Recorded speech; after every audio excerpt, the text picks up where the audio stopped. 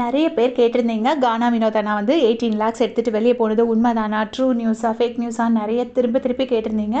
இந்நேரம் உங்களுக்கே கன்ஃபார்ம் ஆகிருக்கும், தெரிஞ்சிருக்கும் அப்படின்னு நான் நினைக்கிறேன்.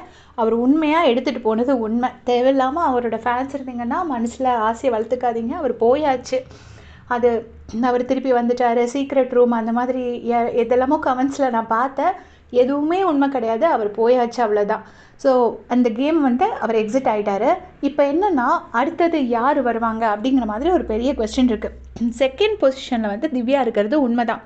திவ்யா வந்து கிட்டத்தட்ட ஒரு 20% ஓட்ஸ் வச்சுருக்காங்கன்னு வச்சுக்கோங்க. சபரி வந்து ஒரு 14% ஓட்ஸ் வச்சுருக்காரு.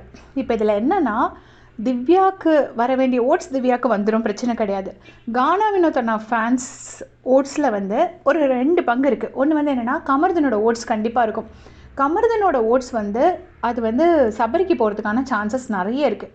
அண்ட் வினோத் அண்ணாவோட ஃபேன்ஸும் அவங்கள்ட்ட தான் கேட்கணும் எக்ஸாக்டாக அவங்க யாருக்கு அதை 2 பேர்த்தில் யாரை பிரித்து போடுவாங்க, வினோத்க்கு போடுவாங்க, சபரிக்கு போடுவாங்களா, திவ்யாவுக்கு போடுவாங்களா அப்படிங்கிறது.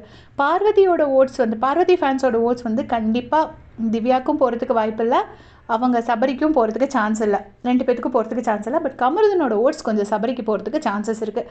சில பேர் என்னென்னா ரொம்ப அப்செட் ஆகி, ஏன்னா அவங்களோட ஃபேவரட் கேமை விட்டு வெளியே போயிட்டாங்கங்கிறதுனால சில பேர் அப்செட் ஆகி அதை ஓட்டே போடாமல் இருக்கலாம். அப்படி இருந்துச்சுன்னா இப்போ 50% சான்சஸ் யாருக்குன்னா சபரி அண்ட் திவ்யா தான், டவுட்டே கிடையாது. சாண்ட்ரா, விக்ரம் அண்ட் அரோரா வரதுக்கு சான்சஸ் இல்லை. எனக்கு தெரிஞ்சு ஃபஸ்ட் பிளேஸ் இப்போ விஜேஎஸ் எதுவும் ப்ளே பண்ணாமல் இருந்தார் அப்படின்னா திவ்யாவுக்கு கிடைக்கும். விஜேஎஸ் வந்து கை வச்சுட்டாரு அப்படின்னா அது சபரிக்கு போகிறதுக்கு சான்சஸ் இருக்குது. அண்ட் தேர்ட் பிளேஸ் வந்து கண்டிப்பாக அரோரா வாங்குறதுக்கு வாய்ப்பு அதிகமாக இருக்குது. ஏன்னா அவர் விஜேஎஸ் வந்து அரோரா மேலே ஒரு நல்ல ஒரு அஃபெக்ஷன் வச்சுருக்காரு.